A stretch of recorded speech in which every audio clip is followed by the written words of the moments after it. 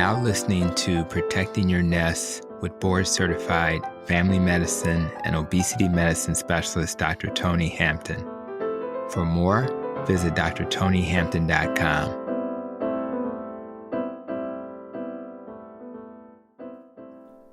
Welcome to the Protecting Your Nest podcast. When I started my medical career, I simply wanted to be the best doctor I could be. I felt if only I was able to diagnose and treat my patients, I would be doing a great job, especially if it was done with empathy and compassion. But somewhere during my journey, it became somewhat of a rat race. And although my practice grew quickly and I was doing a pretty good job making decisions, diagnosing conditions for my patients and treating their conditions, something seemed to be missing. What I later discovered was that I had not taken the time to understand my bigger vision, a vision that would give me direction, a vision that would help me make my goals and purpose a reality. Finally, after discovering the benefits of lifestyle change, I realized that for me, my vision was to help as many people achieve metabolic health, a vision I believe will help so many people on their journey to achieve their health-related goals.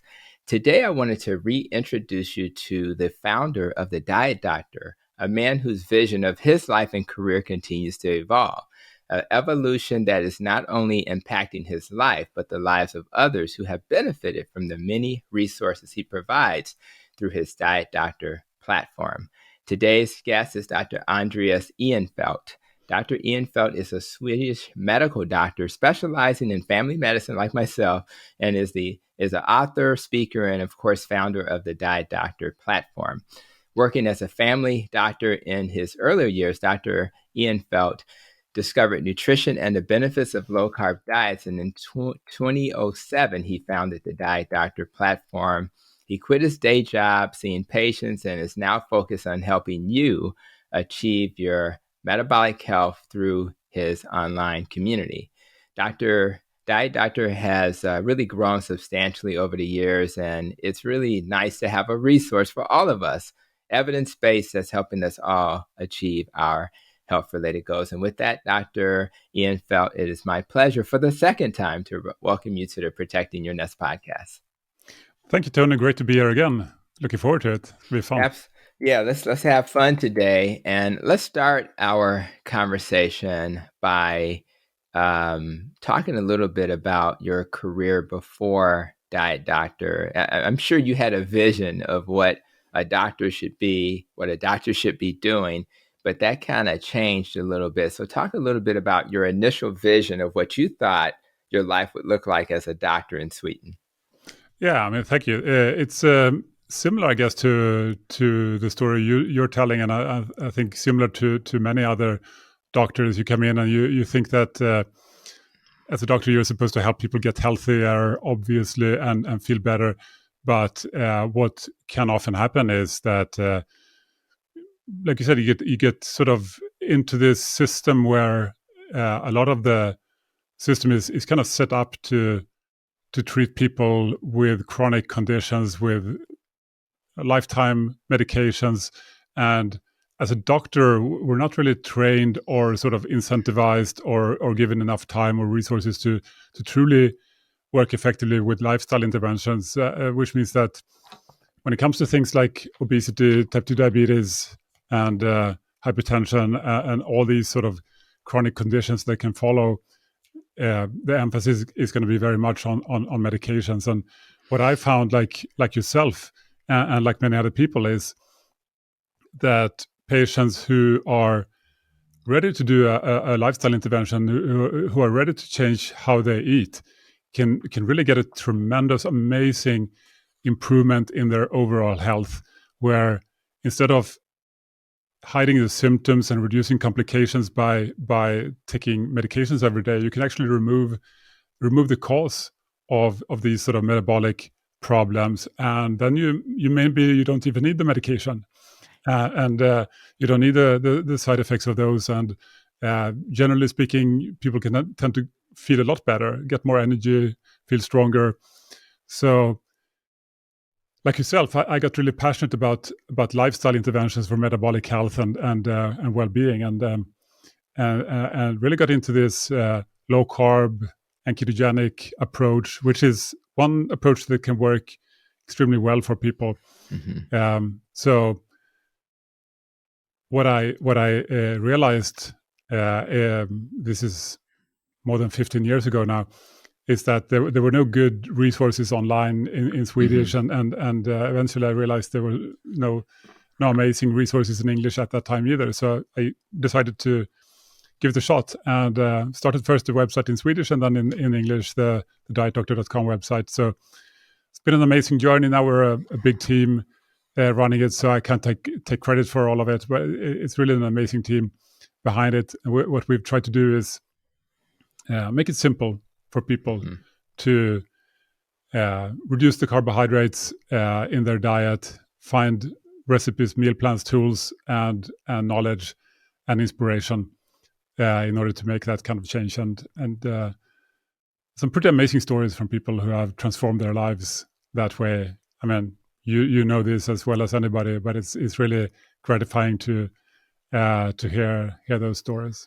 Yeah, I actually heard a similar story in a way in terms of transformation from a patient yesterday who I saw prior to our recording, and he was a type 1 diabetic, and was so afraid. He's an engineer, and so many engineers have impacted the low carb community, and so I knew as an engineer he was going to probably be a problem solver. So this guy was basically his microalbumin was probably 1,800 or so, where normal should be less than 30 in the United States anyway, and we went from 1,800 down to 39 the last time we recorded it. His creatinine has improved, but most importantly, his A1C, which was, I can't remember exactly what it was, but it's now down to about 6.2. And we're making an adjustment in his short-acting insulin. We're going from a Humalog or a Novolog to a Novolin, because with this dietary pattern, the protein will raise your blood glucose a little bit, but you have to adjust the medicine so it's not going to lead to hypoglycemia. But the point is that this guy is now likely going to have an A1C in the normal range as a type 1 diabetic, which people think is impossible, but you can't do it without lifestyle change. And the other patient I think about from yesterday is a patient who was almost in tears as I told her that she could reverse her type 2 diabetes. And she said, I've been seeing doctors for 20 years and nobody's ever said that was possible. And I said, well, has anybody talked to you about nutrition in 20 years? And she said, no. And I just couldn't believe it. And I feel like we're living in a little bit of a bubble. And I just don't want to live in a bubble. I want this to be normal, not only in the United States, but throughout the world, that doctors and their teams help people with lifestyle changes. Because I've seen remarkable benefits. But I'm curious for you real quick, and we may have talked about this at the last podcast. Just talk a little bit about how you realized nutrition was a big deal. Like, when did you have your aha moment, like I did, that, okay, nutrition is lifestyle is the key, and nutrition is probably the most important thing? When did that happen for you? Well, I got into it 2002 myself, just reading some book about the glycemic index, some book by this French guy called Montignac. That's just by random coincidence, I kind of started reading that book, and I found it fascinating because it sort of resonated a lot with the physiology, etc. I'd read learned about in med school. It all seemed to make sense, and yet the sort of conclusions were very different, because as you know, in med school, what we're primarily taught is maybe 1 week or less about vitamins and minerals and so forth, and avoiding saturated fat maybe, and basically just eating less and running more. But here there was so much more about the quality of the food and how it influences your hormones and your hunger levels and so forth, and it all made perfect sense. So I started implementing some of these changes for myself and had some good results. And then I I just started reading more and more and more and talking to smart people about it and getting involved, and then reading lots of studies, and eventually I worked up the confidence to start talking to my patients about this. And I think that's what really solidified it for me, when perhaps someone with type 2 diabetes who used to have, like you described yourself, used to have really high blood sugar levels despite plenty of medications, and then they implement a low carb approach, and then they come back the next time in maybe just a month or two, and the blood glucose is way down into normal. Like you could see their chart over the years, it's just been going up, and then suddenly it's like a fall off a cliff and down to normal numbers. And it's just, I showed this to my more experienced colleagues, family doctors at my clinic, and it was like nobody had ever seen anything ever like it before, and that, I think, is what sort of convinced me, like, okay, this is definitely real, right? And then people often felt so much better. And like you mentioned, why haven't people said this to me before, was a very common thing that people kept saying. And started bringing me gifts and stuff like that, which I wasn't really used to getting from patients. I mean, maybe it happened once in a while, but now it became like a common thing. It's like, wow, this is really something. And that makes you, made me really passionate about this, and made me think about what are ways to make this available to more people, because trying to help one person at a time, while that is great, it doesn't really move the needle much when it comes to the numbers in the world, right? Certainly not in Sweden, and even less so globally. So that's why I started thinking about, maybe I should write a book, take some of this knowledge that exists in English and translate it to Swedish, and then I started the website to get started. So that's how it's all started. That's now 15 years ago. So it's been a long road since then, but never boring. Never. And I never knew that the impact of these changes would be so profound. We kind of think about diabetes as like the metabolic condition that we think about, but going back to my day at clinic, just yesterday, had a patient who had polycystic ovarian syndrome most of her life, and she was like, I'm worried about this hair on my face, and I said, well, again, same question, how much have people talked to you about diet? She said, well, they got me on metformin, they got me on spironolactone, but nobody's really spent a lot of time talking about diet for polycystic ovarian syndrome, which is reversible with diet. It just blows my mind. That's pretty sad.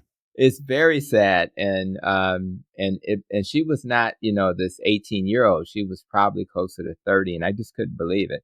But she was also, and what I try to tell people is that this whole metabolic syndrome, dysfunction, is the foundation for the conditions that occur later. So the same person with polycystic ovarian may end up with a fibroid uterus, may end up at a higher risk for uterine cancer, may end up with diabetes and hypertension.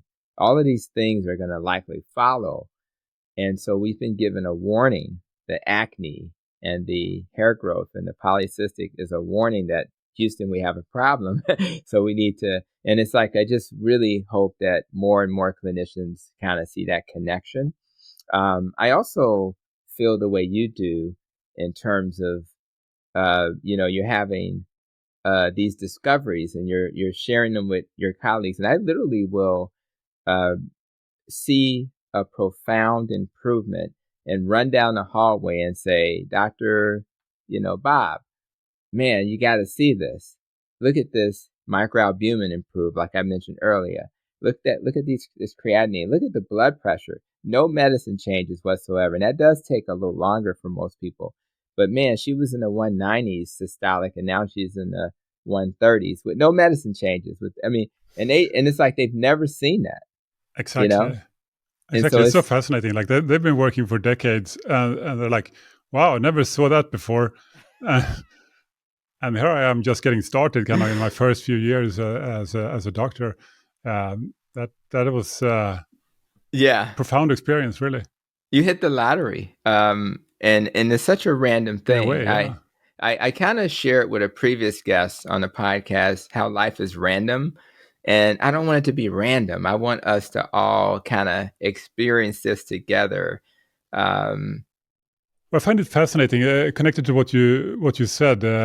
How doctors you would wish for them to put this stuff together. I think that the one of the reasons why they may not is that this has sort of become normal in our society. mm-hmm, When you look at poor metabolic health in the US, it's at 93% of mm-hmm, the adult population, meaning that only 7% reach normal levels of these factors, like the blood sugar, the blood mm-hmm, pressure, the abdominal obesity level, etc. For everything to be normal, it's only 7%. And for people who are 50 years or more, it's only 3% that reach normal levels. I mean, 3% reach normal levels. So why don't people put one and one together? Well, it's because this is just now considered normal. Everybody has mm-hmm, it. And mm-hmm. what do? Are you going to talk lifestyle change with everybody? I guess no doctor has very few, at least, have the Yeah. time and inclination to do that. And then it's much easier to just prescribe drugs. But what I think we need to do is, as a society, is to look at what's really going on here. Mm-hmm, And what seems clear to me, and I think a lot of experts would agree, if not most, is that the big change that has happened is in our food environment, right? It's mm-hmm. now very ultra processed, that and the food industry has sort of transformed the entire food environment over the past few decades, 4 or 5 decades. And why have they done that? Well, it's very simple, right? They have been pushing towards more profit, which is what they have to do. And that's their responsibility to their boards and their shareholders and whatnot. They can't really change that. It's just how the system is set up. The problem is that how do you achieve profitability in the food industry? Well, Mm. cheaper ingredients that you can put together in a way that people want to eat as much as possible of and buy as much as possible of, right? It's very simple. So cheaper means less nutritious, and putting it together in a way that makes people want to eat more and buy more. Well, then you get to these hyper palatable, possibly addictive foods that just drive maximum eating, and boom, we have an obesity epidemic, right? Right. It's no coincidence. These things are all connected, and it's very, very challenging, obviously, for a doctor in this environment to do much about the general big picture societal problem. And well, then they reach for their prescription pads, right? That's what you can do.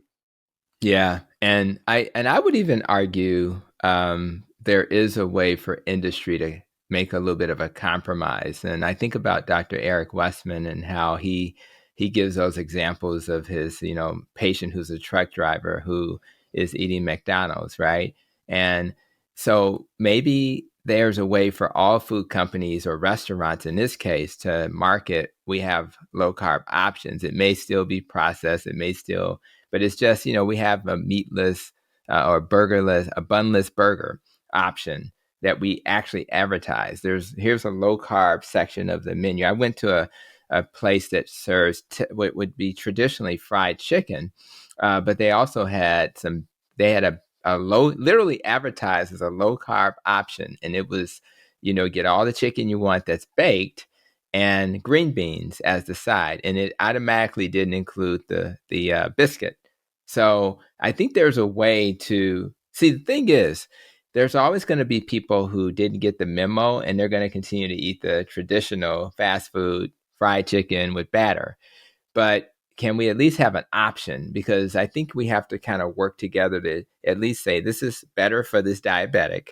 Let's have an option for that person, recognizing that the other people may still eat the other food. So I think there's wiggle room, and I just want to meet people where they are. And I do understand shareholders and things like that. But this is my thing. I won't even go to a KFC restaurant, a Kentucky Fried Chicken in the U.S., if they don't have a baked chicken option. I won't even go there. So there's more profitability if you want to get Dr. Hampton to a fast food as he travels and he's not able to eat at home. You need to give me an option that's going to make me comfortable in that fast food environment. I can absolutely do this in a restaurant where you sit down, but in those drive-through places, just give me an option. And that's really all I'm asking for. And then people have choice.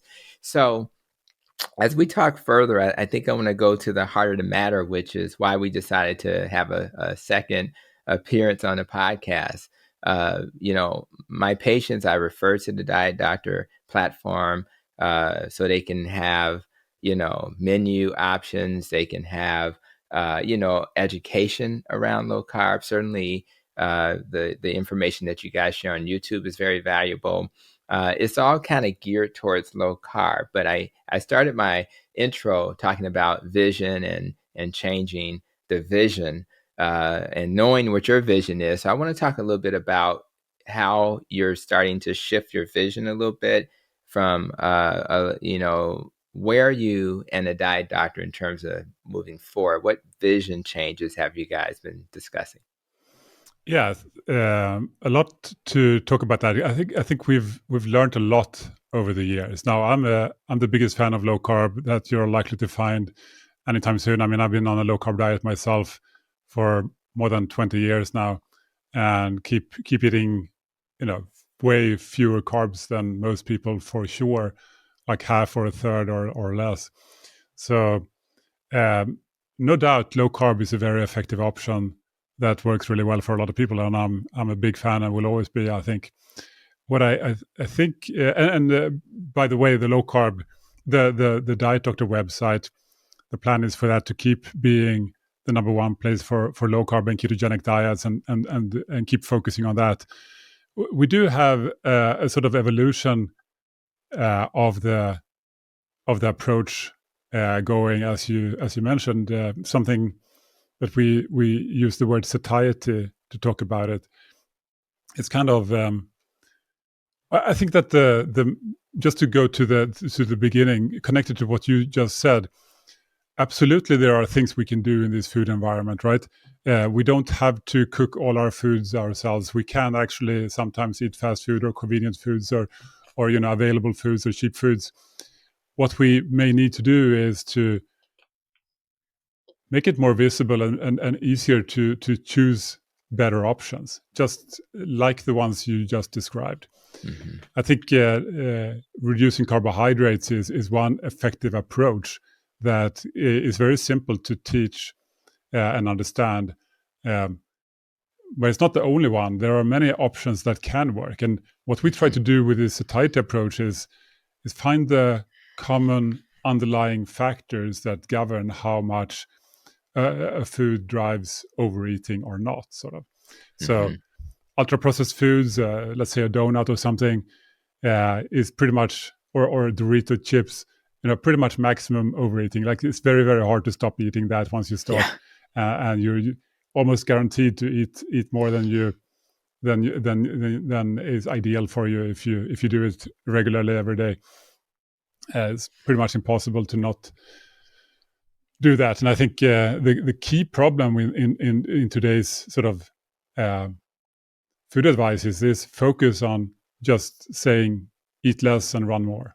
Mm-hmm. Count your calories, restrict your calories, limit your calories. I think that's the biggest mistake you can do, is to give that advice and focus on that advice, because, well, nobody can do it long term. Mm-hmm. Extremely, very, very, very few people can do it. I could never do it. Mm-hmm. First of all, it's a lot of work and difficult, and who wants to count every calorie they eat for the rest of their life? It's pretty sad, really. But even if you are willing to do that, you still end up with the problem that if you eat less of the same foods, you're going to be hungry. That's right. Nobody likes to be hungry forever. You can be hungry for a little bit, but for a day is hard, and the week is very hard, and the month is almost impossible. So pretty much everybody's going to give up sooner or later. And really, the only thing that works is to eat better foods that are more satiating, that are more nutritious and less sort of hyper palatable, so that you are happy and content with less. and Yes. still well fed, right? And I would argue that's what low carb does for a lot of people. That's how it tends to work. Now, on to what we are working on. There appear to be more factors than just carbohydrates that govern how much people want to eat. In fact, there are examples of people who've been eating quite a high carb diet, but unrefined, unprocessed foods, and they can stay totally healthy. I mean, thinking of hunter-gatherers, people who have not had a connection to modern processed food industries, people living in more traditional lifestyles, they sometimes eat 50% carbohydrates or more, and yet That's right. you can have an entire population that is virtually free of obesity, free of metabolic disease, like doesn't exist. That's right. Talk about Asian peoples traditionally before they had a lot of sugar or processed foods, eating lots of rice, maybe more than 50% carbohydrates, absolutely no obesity, absolutely no hypertension or diabetes to be found, right? If you go back 100 years or something before they also got the processed food industry. So what this all means, and there are lots of studies showing similar things, is that while low carb works, it doesn't seem to be strictly necessary. Like there are other roads that also lead to Rome, kind of, right? Low carb, great, and for anybody who's happy with low carb, just keep doing it. I'm not bashing it in any way. Just saying that there are other roads as well that can also be successful, right? Yeah, and I think you're right in terms of like when I'm talking to patients, their fear of, first of all, not being able to eat the foods they love, but more importantly, I'm going to be hungry, doctor. And I think of all the things people struggle with, hunger is a huge factor. So I think if we can solve the hunger problem, and like you suggested, a lot of people solve that problem when they eat low carb, keto, or carnivore, right? They solve that problem, but some people don't. But I like but the other part is going back to, I'm going to miss the things that I like, Doc. This idea that you want to live a life of lack or a life where I have to restrict the size of my plate or count the number of calories is not sustainable for most people. And having a path to not have to do that is a better way. And I think the bigger message in all of this is, why did I start calling myself Metabolic Health Doc? Because I recognize there's more than one way to do things. Like there's more than one way to achieve metabolic health. And I always use the example of Hong Kong eating 2 steaks per person per day on average. And in the United States, Loma Linda, California, which is more vegan based, right? They both seem to be achieving metabolic health. There may be some supplementation needed with the vegan approach, but so I just think that, and maybe they figured out, like I remember checking out your website, and I think something like asparagus was a high satiety food, which didn't make sense to my brain. I'm thinking it's got to be the ribeye, right? But ribeye is high too, right? Yeah, exactly. And I thought it was all the protein, but there are veggies, right? So I just think that it's important for people to kind of get a little nuance and say, okay, are there certain foods that on this list of things that I would, consider, are there foods that are more likely to make me feel full? Exactly. And I don't know if you want to, maybe go into a little bit more detail just in terms of satiety, satiation, just explain a little bit more of course, and help my audience understand the difference and what they need to look at. Yeah, happy to. So satiety, you can think of it like the opposite of hunger. Like hunger is you want to eat, right? And your mind is set on eating, and that's what you're going to be thinking about. How can I eat? How can I find some good food?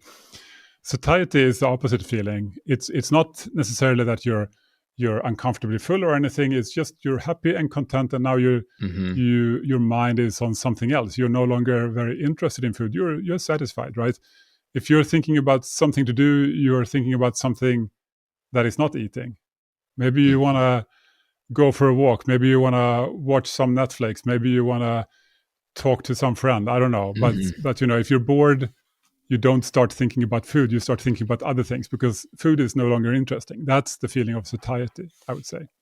That's cool. And how do you get that? Well, you can eat, of course, any kind of food and get there. The problem is that with certain foods, you end up eating a lot, like Dorito chips, right?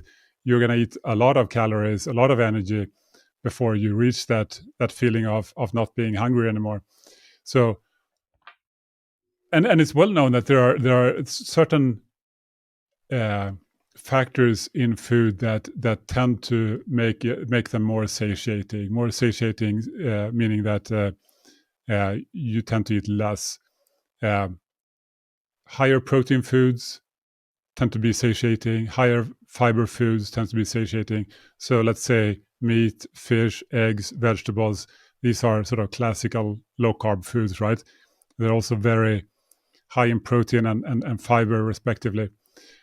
There's also this factor of energy density. If the food is very concentrated calories, like added sugar, added fats, processed foods, often where you remove the water and the fiber and it's just concentrated energy, like refined flour, for example, much higher energy density than whole grains or vegetables or something like that.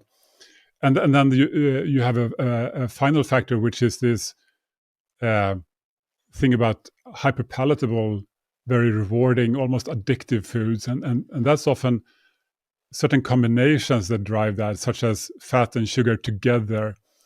Let's say ice cream, or let's say you had a big meal at a restaurant. You're not gonna want to have, and you're full, right? You're happy.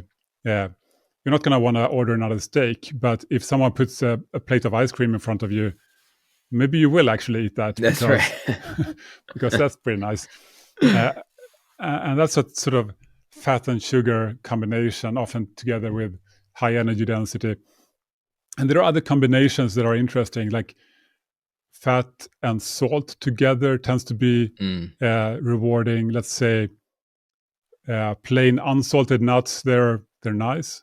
But if you say, let's look at these roasted salted nuts, now they're really interesting to eat. You may eat twice as many, perhaps.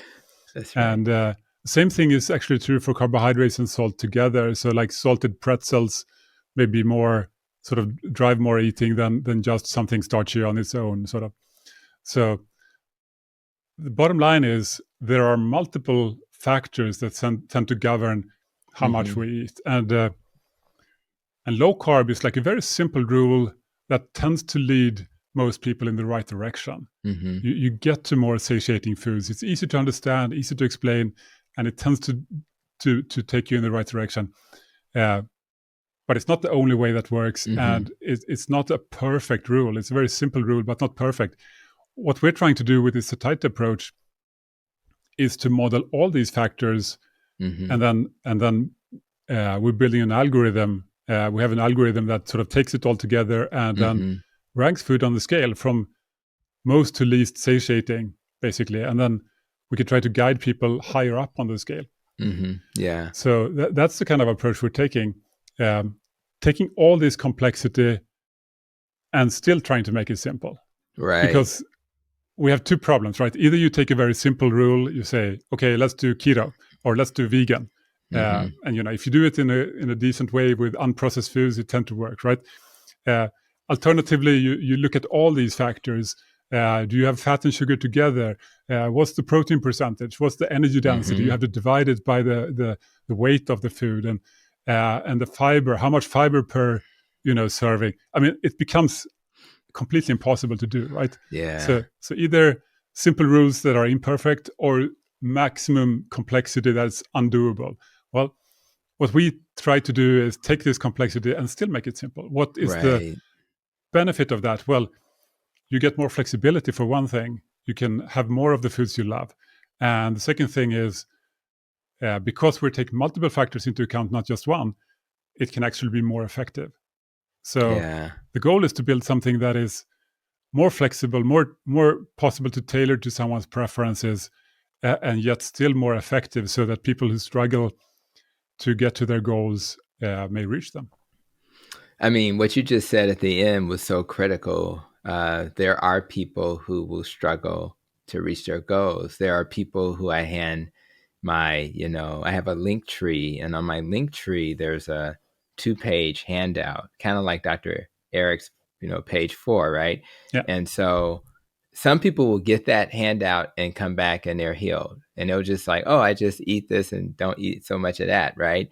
But then you have people who need more help, and that help may come in a form of coaching. It may come in a form of, a group to support them.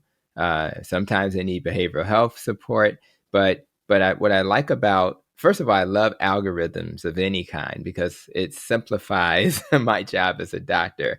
Okay, somebody's anemic. Okay, here's the algorithm. How do you, discover why they're anemic? Is it some copper deficiency or iron, or are they bleeding? Whatever. So it just gives you a guidepost, and having a way to meet people where they are. So you have some people who simply are going to have areas in their journey that are more focused on this satiety issue. And there may be other areas where, this ideal of being able to eat more of the foods they like because it may be a higher satiety, that's a profound statement just in itself. But I just think that thinking people have their bio individuality and being able to kind of allowing them to kind of navigate and giving them resources is really important. In fact, I should pause and say, this is an evolving process. This episode will probably be out before the evolution is complete. What's available today? So if somebody's watching this episode and they're like, man, I want to learn more about high satiety foods, what's on the website currently to support that? Sure, you can go to the website and just click in the menu and click to the guides and the high satiety guide, and you can read more about it. And we have an interactive visual guide as well, where we can look at different kinds of foods, different kinds of food groups, and see what kind of satiety level they have, etc. So, and we have meal plans, and basically we have everything you need to get started on this if you would like. What we are building, though, is something that I can't really share everything about today, unfortunately. But what I can say is that we're actually envisioning a new place for this, so that Diet Doctor in the future can stay, clean and sort of simple. No confusion between different approaches. Diet Doctor will be focused on the low carb approach, low carb and keto approach, which is still evidence-based and well validated and works really well. So the satiety thing will find its own home.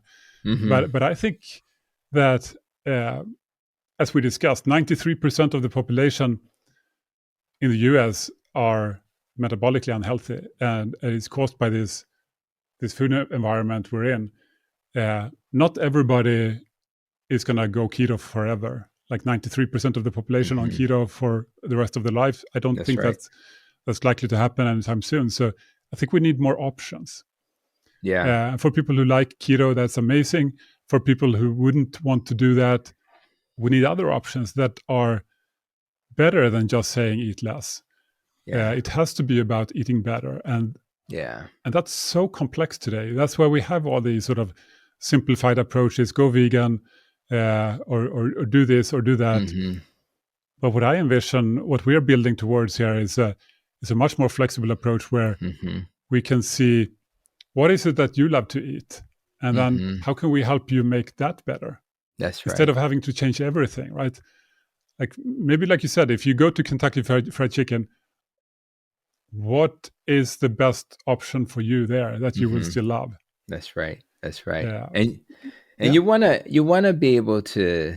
What I like about flexibility is it reduces this vegan, like the vegan way or the highway mentality, or the carnivore way or the highway mentality. Exactly. And I consider myself more of a carnivore now, but I'm gonna tell you, if I decide I'm going to eat some plants that don't traditionally harm me, then I should be able to eat some plants. And I think your body will tell you what's good and what's not good for you. And that's kind of where I'm at now.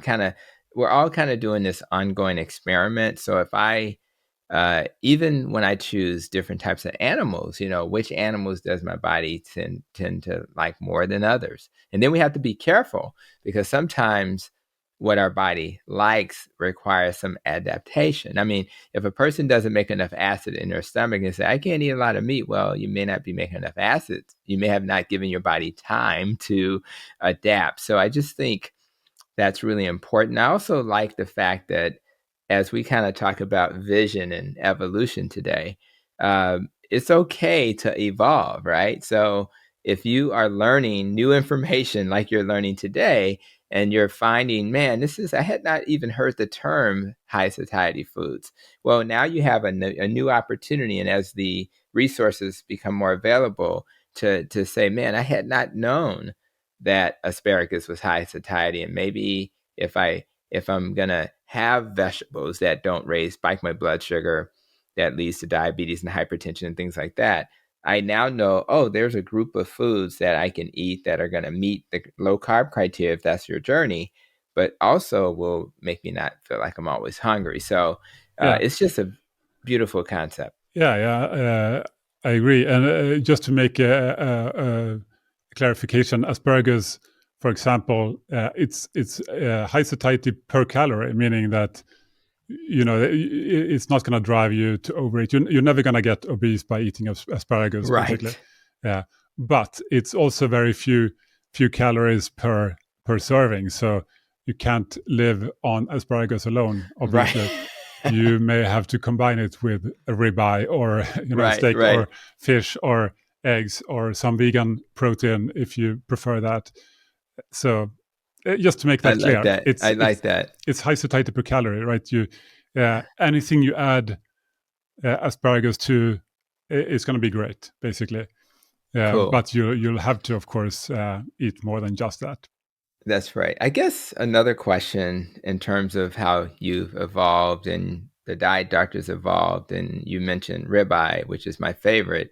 You have also evolved even prior to this to making sure people consume adequate protein, right? So I guess it would be nice to hear from you, why did that shift occur? A lot of people, particularly some of the female patients I have, are not exactly eating enough protein. They're more concerned about the salad, right? So why is protein so important? I'm a big protein guy, obviously, with this carnivore journey I'm on, but why is that so important? Well, protein is the one macronutrient that we need a lot of every day to build our bodies, to refresh our bodies, to repair our bodies, right? You can think of carbs and fat. They're both primarily energy that we burn to move and think and so forth. But protein is something we actually need just to maintain our bodies. And one of the main things that seems to have happened in this ultra-processed food environment is that we get less and less protein as a percentage of the energy. If you eat the way most people in the US eats now, maybe you eat 14% protein. And if you eat a lot of ultra-processed foods, maybe you're down to like 12% protein. Mm-hmm.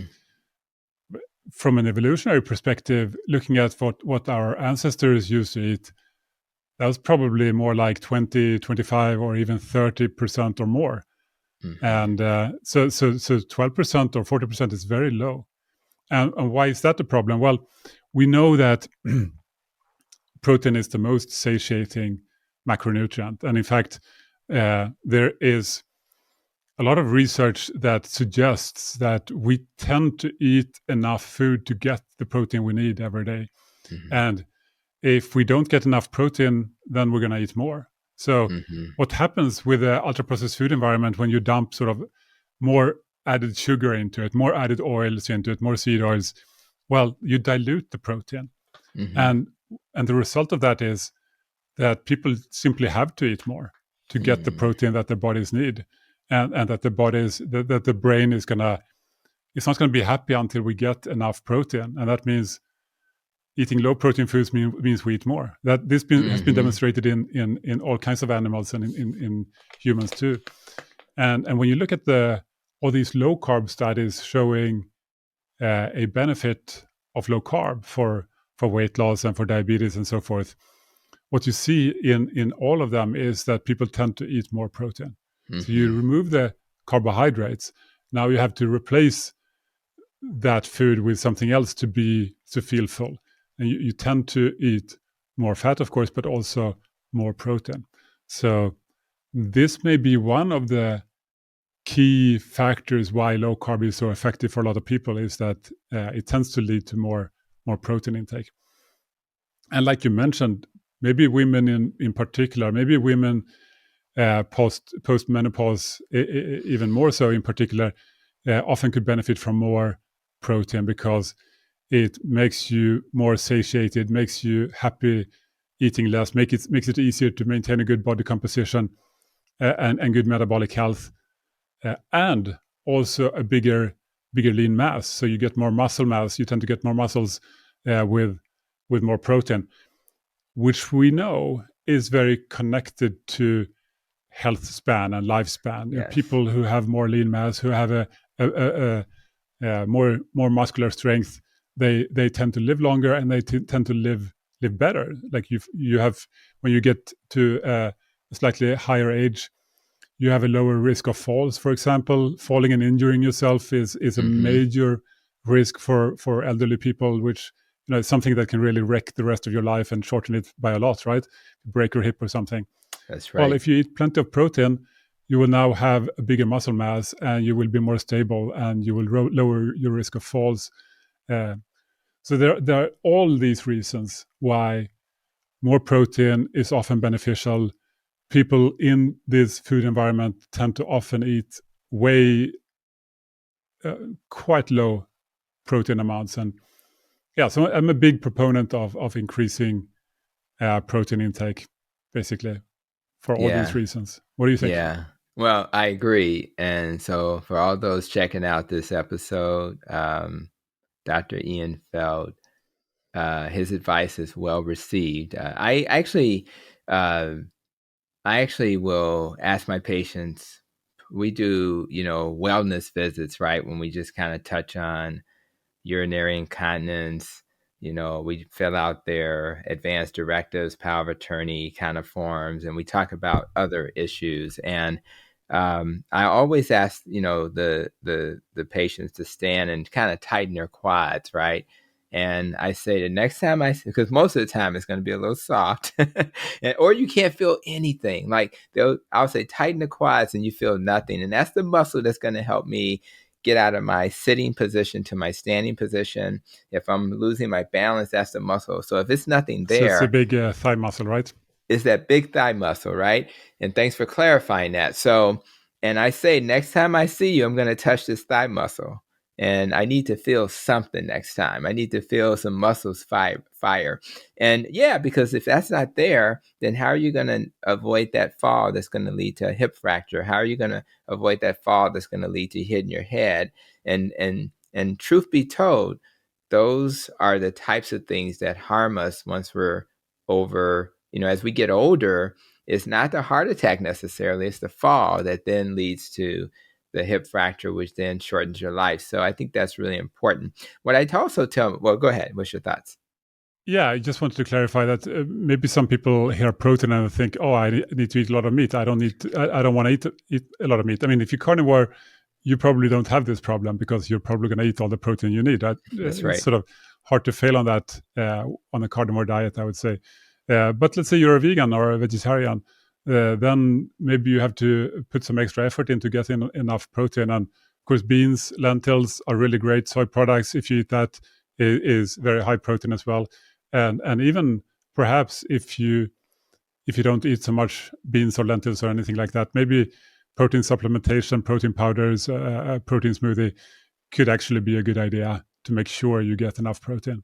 Yeah. In fact, ironically, I was just thinking about, I just sent Doug Reynolds, I'm going to come to the symposium in August in San Diego, right? And I was like, what am I going to talk about? And I actually want to talk about how vegans and carnivores can kind of live in harmony. And part of it is just, sharing, what we have in common.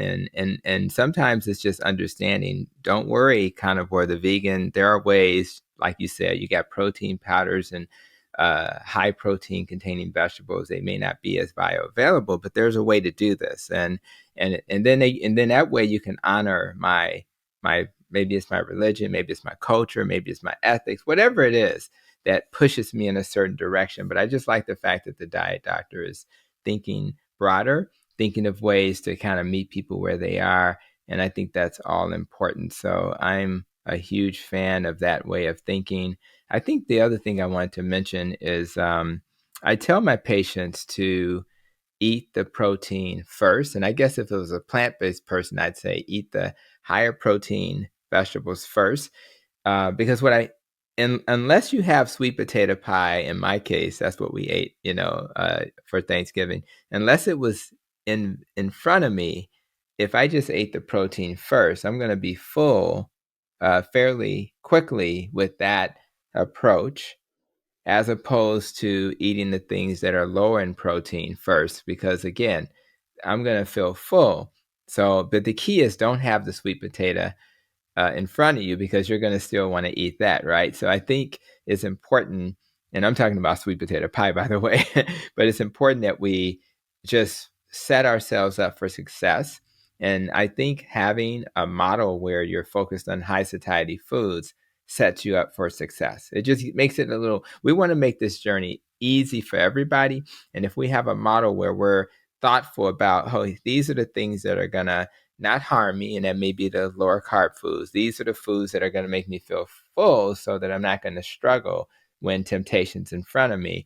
And that way I don't have to be super motivated and energized about this journey. It'll just feel easy for me. So, but again, that's why I always start with the high protein foods first. You mentioned earlier a little bit about the nutrient dense foods.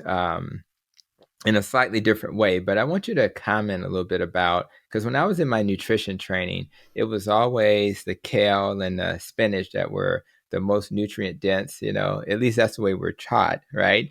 But then I realized later that maybe that's not really true at all. It may be something like the liver and the steak. So just comment a little bit about what people need to think about when they're trying to get the most nutrient dense food, because we're kind of getting the most bang for our buck as we think about this. Just like satiety, what's the biggest bang for my buck that I'm not going to be hungry, get the nutrients I need?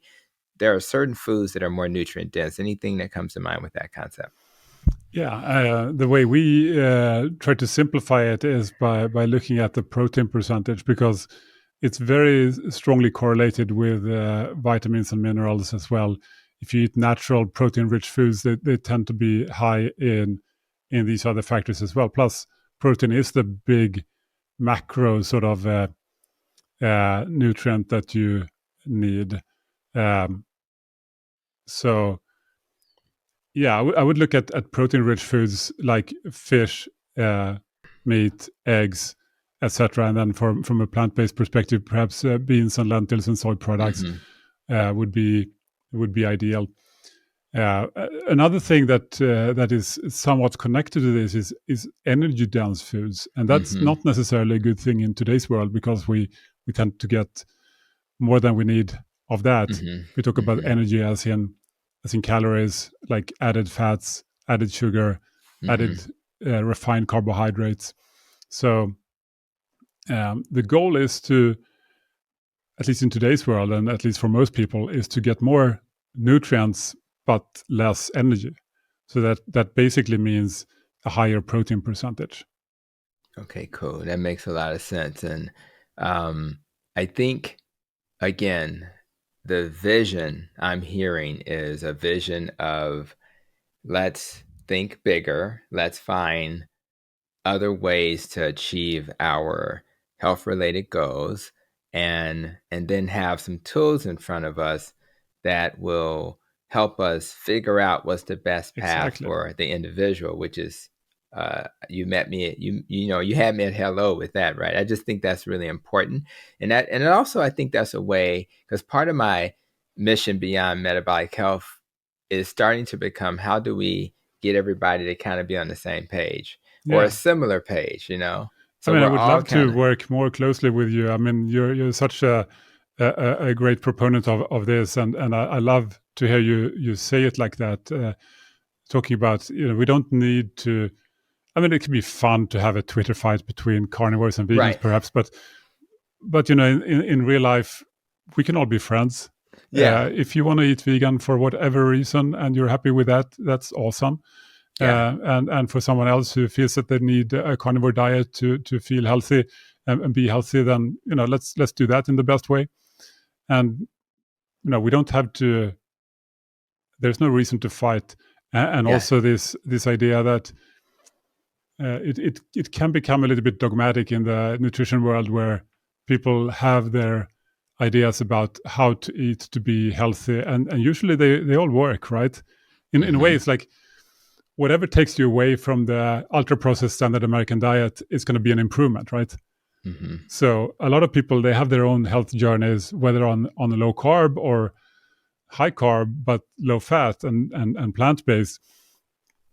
And then they feel that since they got so much healthier, that's the one and only way for everybody, which may not be true, right? It's just one way that works, and then there's That's another right. way that also works. That's right. What we're trying to do with this satiety approach is find the common underlying themes that kind of tend to explain all of this, right? That's right. You can actually do a vegan diet or a carnivore diet, and they are both higher in satiety. They both have a higher protein percentage, lower energy density, less super hedonic rewarding foods, and at least in the vegan approach, more fiber, while the carnivore diet doesn't need the fiber because they have so much else going for it, right? So there are similar underlying factors that explain why you can do the opposite and both succeed, right? Right. That's pretty Right. exciting. There are other studies demonstrating the same thing. There was one from Stanford the other year, from Christopher Gardner's group, where they put one group on a strict low carb diet and one group on a high carb diet, but they were both sort of healthy, healthy low carb, healthy high carb, so less processed foods, etc. Right? So what happened? They did the opposite, low carb or high carb. Well, both succeeded. Both groups lost like 7-8 kilos and felt a lot better on average. That's crazy. So they were like similar, really good results in both groups, but they had done the opposite. So like, how do you explain that? If you only look at carbs, well, low carb or high carb, they both work. That's I mean, right. it doesn't That's really right. explain it. But if you look at the satiety angle, then it's perfect. I mean, they both reduce the processed foods, they reduce the hyperpalatable foods, they both increased protein percentage and decreased energy density, and they all did good things. Yeah. So it's no I love surprise that. it all worked, right? Well, this is the tone shift, right? So if we can shift the tone of the conversation and explain it with some factual knowledge, like a study like that, then both sides of the equation should be comfortable. Oh, the way I traditionally believe work, and the way, I didn't know that your way would work too. And so now we can have an adult conversation about, well, that means that I should be comfortable with your approach and you should be comfortable with my approach. I may have a reason why I prefer the approach that I'm taking. For me, it would be I have a stomach issue and I just do better with animal foods, and that's okay. And then we already know that regenerative farming is better than factory farming. So we try, well, what can we do as a community to move the world more towards that model as opposed to fighting? So I just think that's the right message, that's the right tone. And I guess as we get close to wrap up, I want to just ask you a couple of really quick questions. Being organized, once you have these resources and understanding these concepts is really important. So just speak a little bit about I know the diet doctor has meal plans and stuff like that, that resources to help people be organized, right? But why is it so important to plan and organize your life so that you can actually take this information and do something with it? Yeah, I think organizing your life can be, when it comes to food, can be quite important. Basically, the foods you buy are the foods you're likely to eat, right?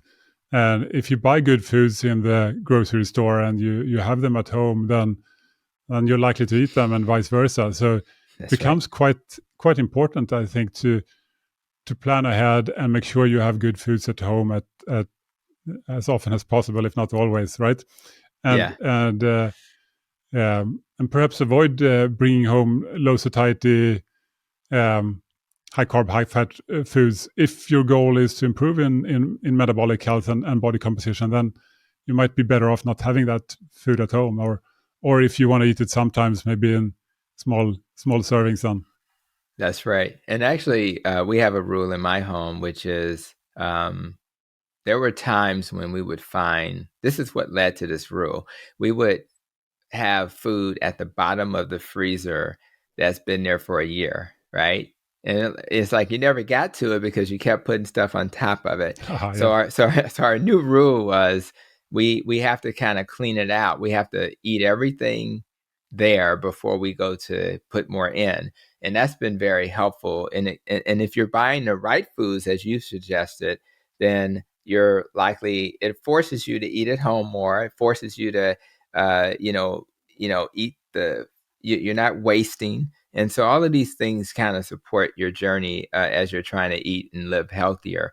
The other thing I want you to just kind of speak on, I'm in a large health system with Advocate Health in the United States. And my goal is to bring some of these principles to the health system. We have a food pharmacy where we give out fresh foods, and we're working on a kind of a smart farm where we actually grow some of the food that we're going to be giving out, and that's kind of to be determined and should be available soon. You're in Sweden.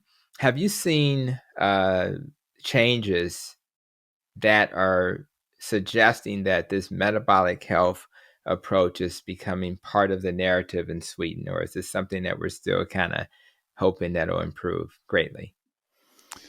Yeah, I mean, I think that Sweden is similar to other countries. Unfortunately, we're sort of moving slowly in the wrong direction Yeah. because of these profit-driven changes to the food environment. It just keeps getting a bit worse. I'm afraid every year the Hmm. way the environment look. And sure, people talk a lot about metabolic health as they do elsewhere, but the focus is unfortunately still, I think, a lot on um, convincing people to eat less and run more, which, as we know, is not all that effective. And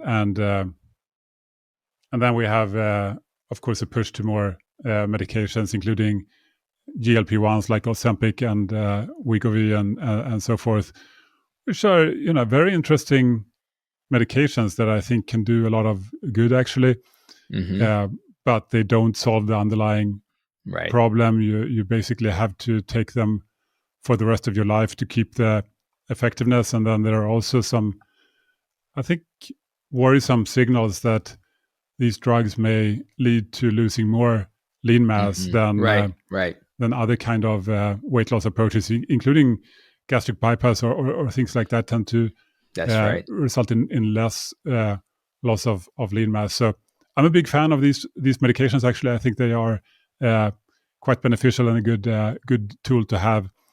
But I don't think that they will entirely solve this problem. And That's right. we will still have to look at how do we make the food environment better, because ultimately, if the problem is a food environment where the food is low in nutrition, right, Hmm. and therefore drive people to eat more, and then you add these medications that cause people to eat less of this low nutrition food. Hmm.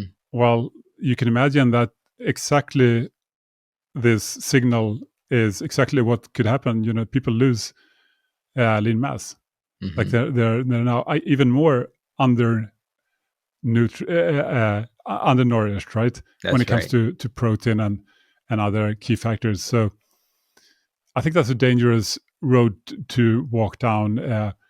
Keep making the food environment more ultra processed and then add these satiety hormones That's right. to people. Maybe we should focus more on satiety foods as Right. well, or at least as a Yeah. combination, like do both Yeah. perhaps.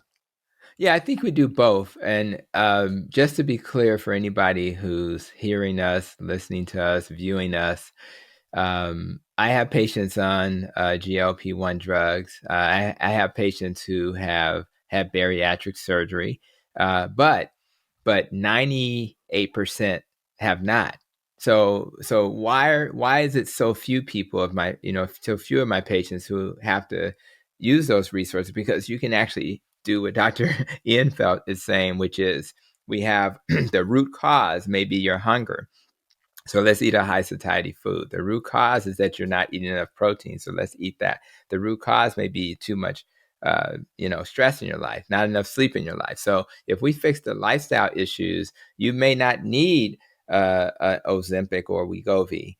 But if you need an Ozempic or Wegovy, you're going to get it because some people struggle to the extent where they have to do that and they have to Absolutely. have bariatric surgery. So it would be irresponsible for us to not have that in our toolkit, but we're just trying to message that's not the first place to start. And if we start in a different direction with lifestyle and that doesn't work, then of course we'll offer that to you. But the root cause is what we're focused on, not looking for these antidotes. And we can talk all day about the costs and that non-sustainable model of spending $1,000 a month on a drug, rather it's you or your insurance company, it's not sustainable. So let's for the majority of us use lifestyle.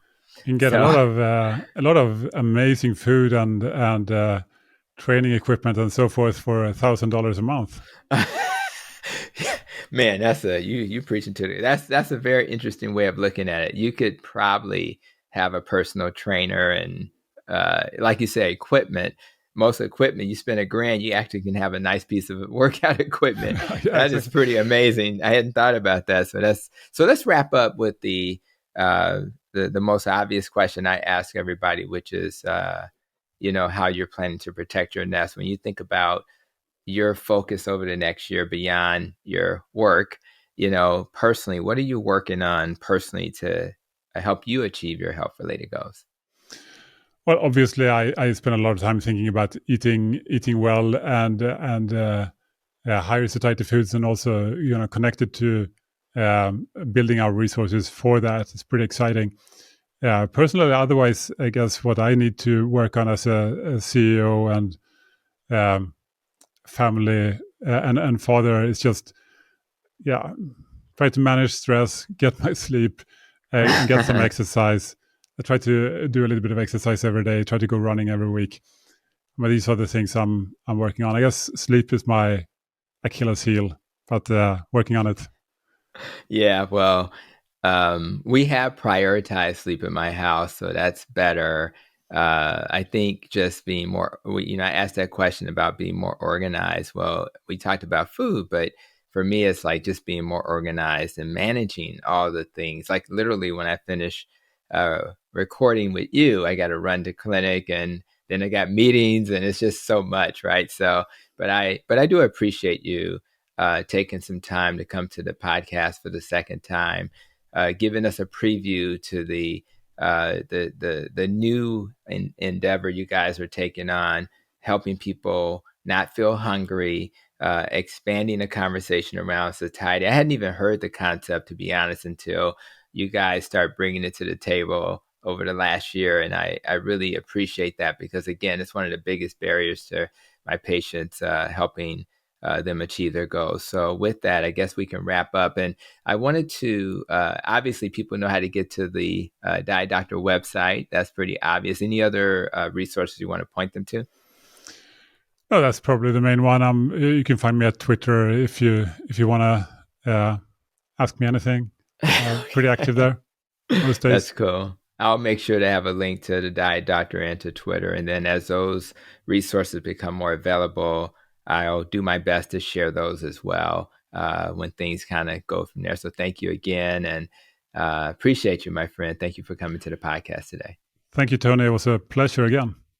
Absolutely. And as we wrap up, guys, this week's episode, I encourage everybody to have a vision, a vision of how you hope to live your life, a vision of how you plan to impact the world. A vision is so important because it'll help you realize your goal. If you don't have a vision, how are you going to achieve your goals? Your vision can even impact who you decide to make your friends, how you plan to spend your time.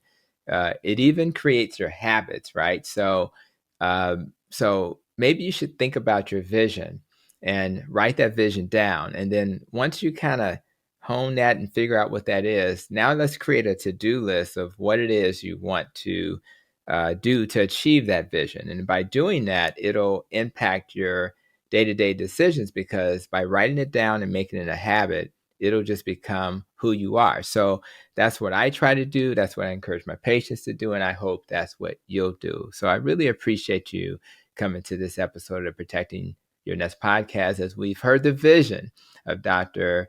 Eenfeldt and what he's trying to do with the Diet Doctor, and give us tools to help us achieve our health-related goals. So I'll always appreciate you for coming to my podcast. I hope it's adding value. If you've learned something or you want to comment, please do that in the notes. And until we meet again, continue to be safe, be well, and continue to protect your nest. You've been listening to Protecting Your Nest with Dr. Tony Hampton. For more, visit drtonyhampton.com.